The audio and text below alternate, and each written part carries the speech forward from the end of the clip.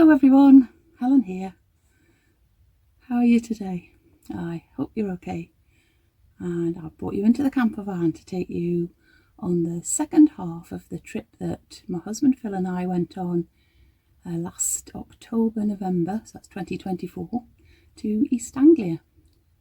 And in the first part of our trip we were doing a lot of visiting places that were relevant to my Kettridge family past. And we had a fantastic time. It was really special visiting some of those places. And and then we visited a couple of wool towns, Long Melford and Lavenham. And you can see on the map here where we've been. So you can see Ashton, which is where my dad and my grandfather were born, and lots of other Kettridges too. And you can see where Lavenham is, one of the big wool towns, which has got many fine buildings. So off we go again. So we'd arrived at the New Park Farm campsite in the dark, and it was good to see it in daylight the following morning. It was a very small campsite and not at all busy, in a nice flat field, just a short walk from some very nice facilities, perfectly clean and spacious, and with an excellent shower at no extra cost. There were some laundry facilities as well in case you needed them, although we didn't because we were on quite a short trip. After breakfast, accompanied by a little bit of sunshine, we set off for the city of Ely to visit the cathedral, one that neither of us had visited before. After parking the van not far from the city centre, we walked the short distance towards the cathedral, passing, slightly bizarrely, a Russian cannon that had been captured in the Crimean War and given to the city by Queen Victoria. We also passed the old Bishop's Palace, built in 1486 for the Bishops of Ely. It was also used as a prison for Catholics who refused to attend compulsory Church of England services in the late 16th century. As with most cathedrals, the impressive size of these ancient buildings takes your breath away even before you've gone inside, and Ely was no exception.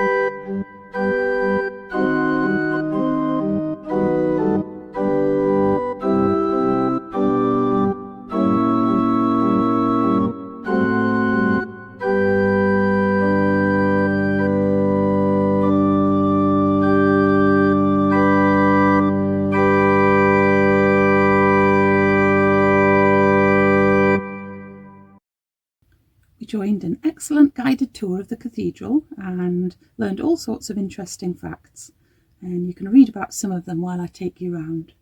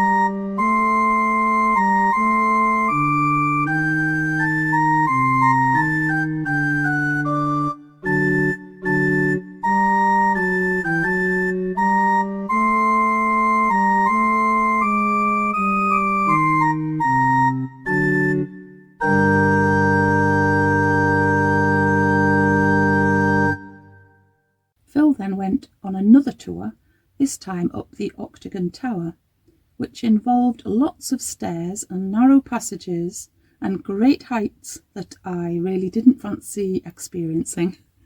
However, Phil thoroughly enjoyed learning all about the tower, which was built after the original tower collapsed in 1322. The monks at the time thought there'd been an earthquake, there was such a loud shuddering of the ground. The monk responsible for the building of the original tower decided that a new tower should be built further out from the original foundations in the hope of having firmer ground, and decided to make it octagonal. This meant that it was wider than the original and too wide to support a stone vault up high, so they chose to use a wooden frame, which was then covered in lead. Total weight of the vaulting is 400 tons, and it's considered to be a masterpiece of medieval engineering. The wooden structure became known as the lantern, and around the inside there are richly decorated angel doors, each of which can be opened, giving magnificent views down into the cathedral.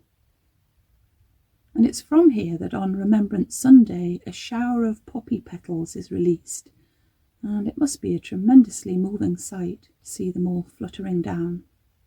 The central carving of Christ was created by a local man, John of Burwell. I love the way that the altar is octagonal in shape, reflecting the shape of the tower, though you can see here that the floor to one side of the altar was being worked on while we were there. Here are a few wonderful views that Phil took when he was on the roof of the cathedral.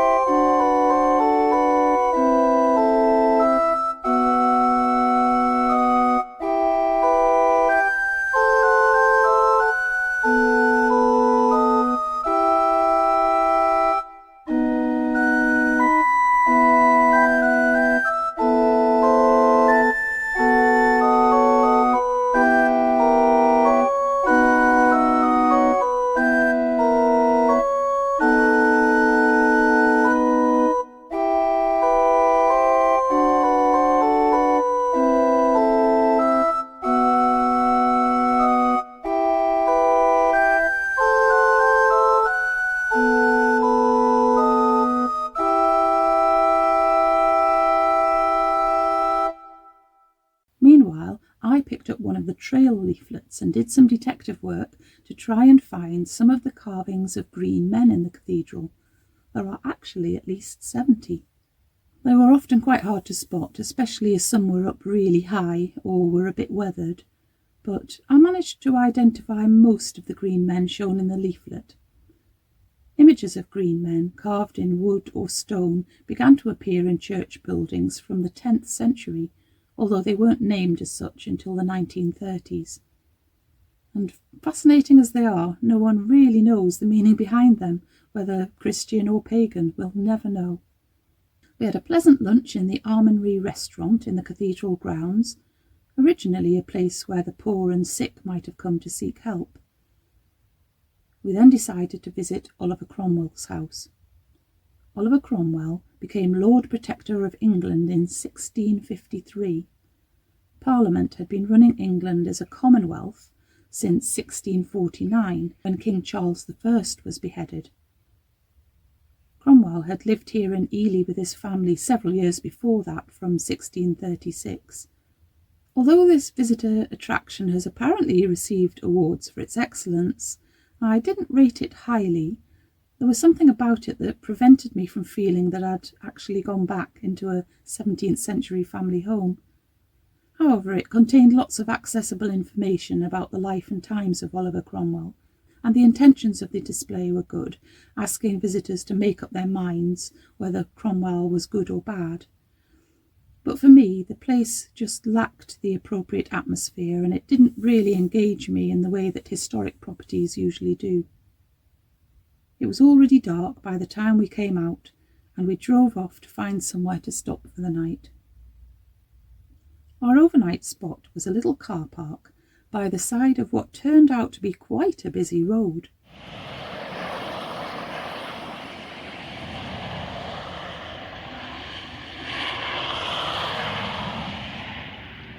although it was fairly quiet through the night.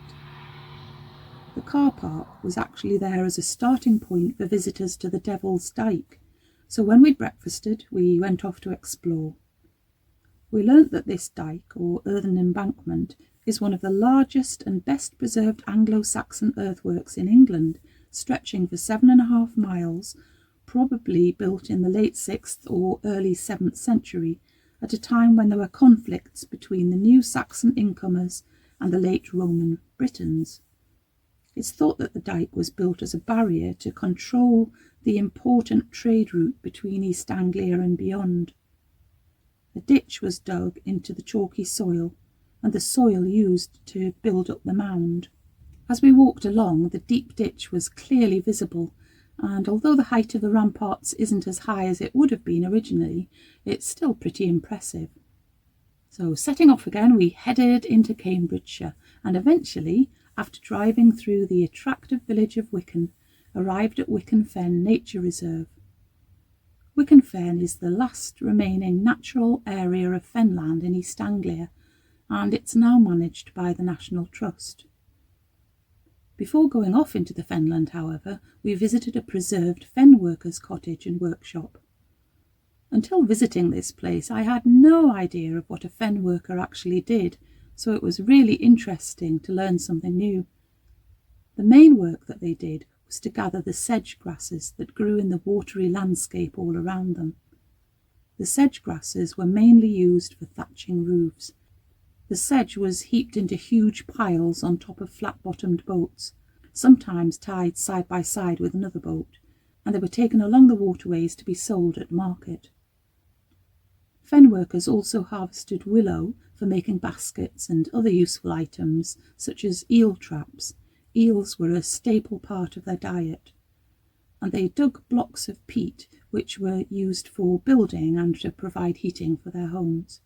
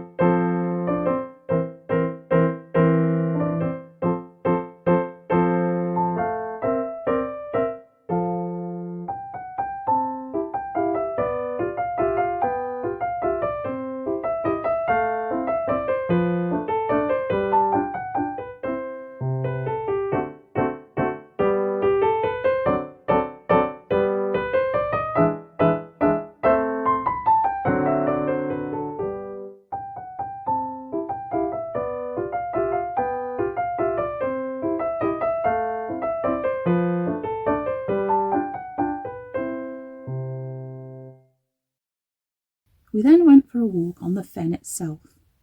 This was the first nature reserve that the National Trust acquired in 1899. In the 17th century, there was a massive programme of draining the fens across a wide area in order to create more farmland, and Wicken Fen is now the only survivor, and in fact is one of the last remaining fragments of sedge fen in Europe. Nowadays there are boardwalks to take you safely through the wetlands, where more than 9,000 species have been recorded, including 22 species of dragonflies and 20 different butterflies and 6 different kinds of warblers. Here at Wicken Fen there is a rare example of a wooden wind pump. At one time there would have been many of these wind pumps spread over a wide area. It's not a windmill because it didn't mill anything. The pump was powered by the wind so that fen workers could manage the water levels. Water could be pumped from the fen to allow peat cutters to harvest the peat. It was probably built in about 1912, and it was restored by the National Trust in 1956. It's now used to pump water from a nearby ditch onto the sedge fen.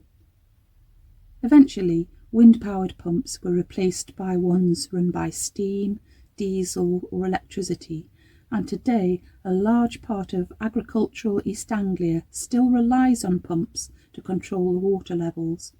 After a lovely pasty for lunch, and it was great to be sitting outside as well, we then went off for an even closer encounter with the Fenlands on a flat-bottomed boat driven by an extremely knowledgeable guide.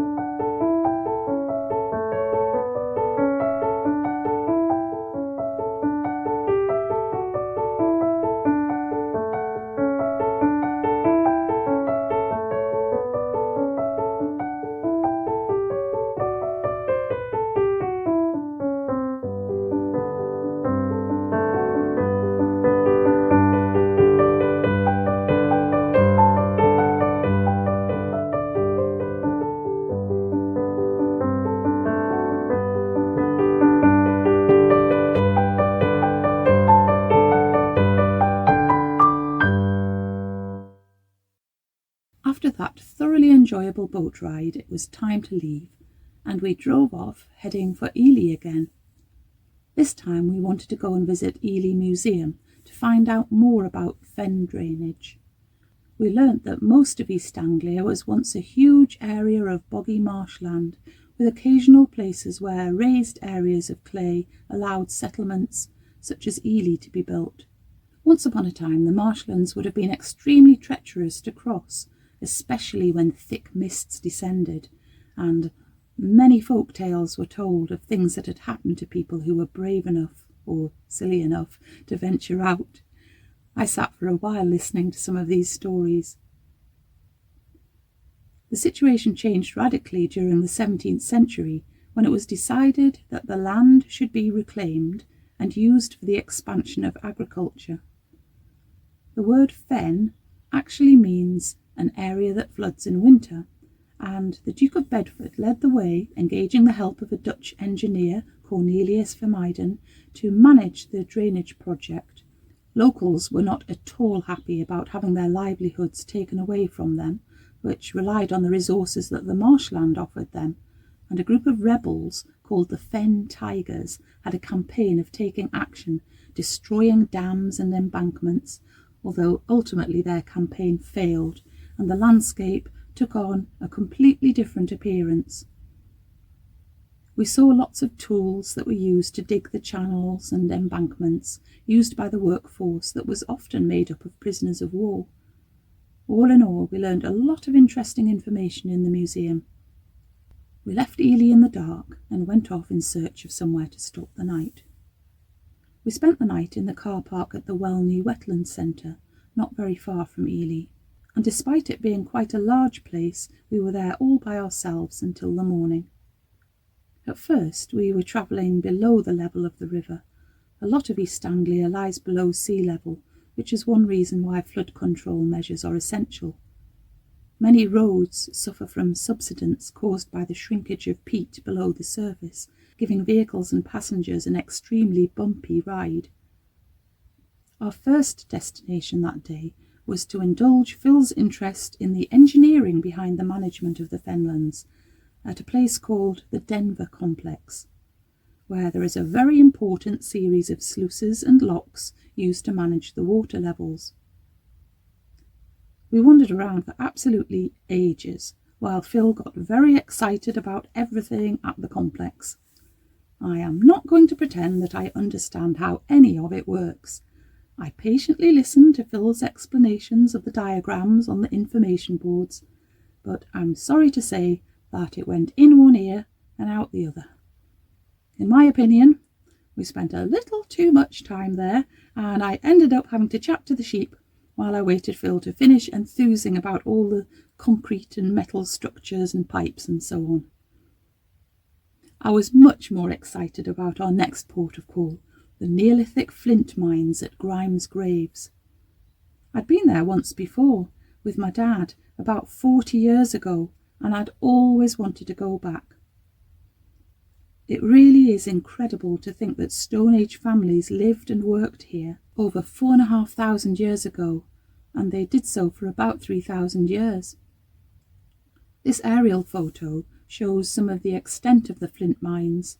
430 can be seen today, although it's thought there would have probably been about 1,000. It was a huge communal effort.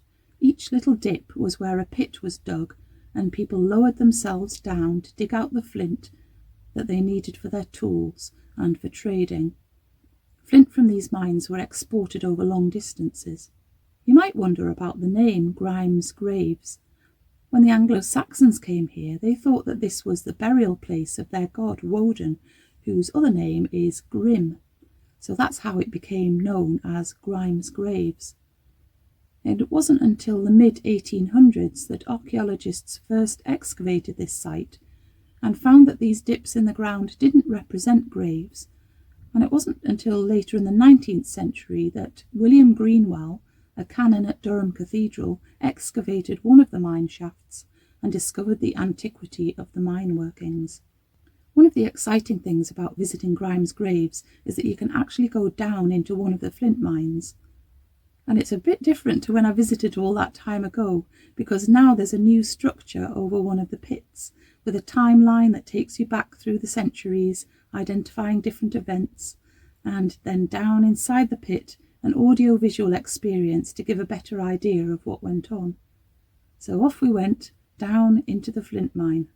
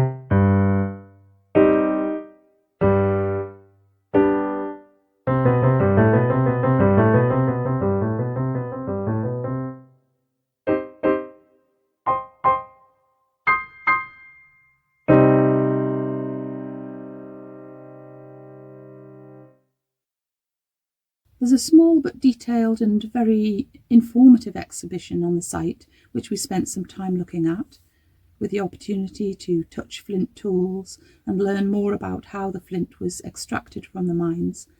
And we also had a good wander around the whole area that's covered in deep depressions where each flint mine had once been dug by the people who lived here. About 30 of the mines have been excavated, 3 of them fully. And it was this one that my dad and I went down, just on a long metal ladder. And the information boards show where other finds have been made, such as some Iron Age burials and a Bronze Age settlement. As the afternoon came to an end, it was time to set off again, this time heading north from Grimes Graves towards the North Norfolk coast and Blakeney.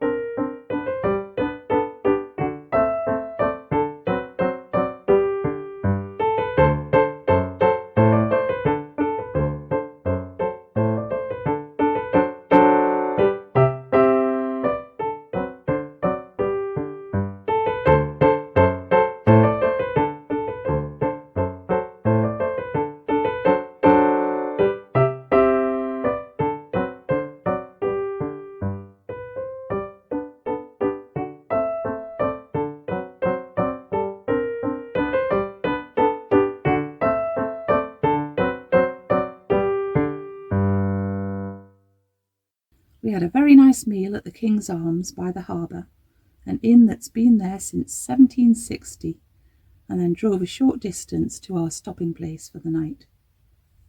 We spent the night in a large sheltered lay-by just outside the village of Blakeney, and the road was actually very quiet all through the night. We set off down to the harbour again, stopping at an excellent toilet facility, rather an attractive building, then went to a rather mouth-watering bakery nearby. There were so many temptations, and we failed to resist. It was fairly expensive, but everything we bought was absolutely delicious. We continued on our way through the village, whose name looks like Clay, though apparently, according to a Villages by the Sea programme that we saw, is pronounced Cly.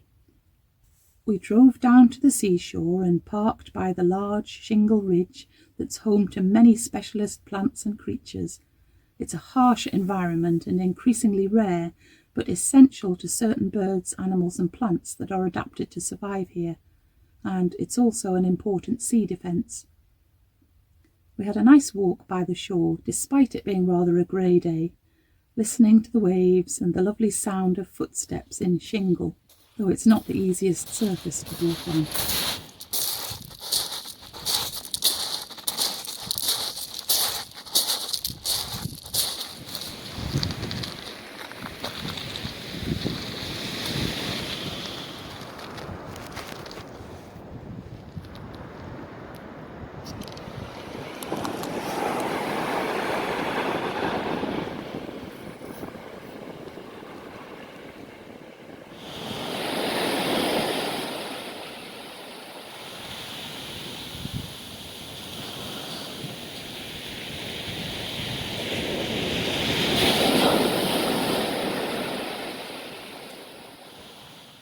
By late morning it was time to move on because we wanted to visit Norwich.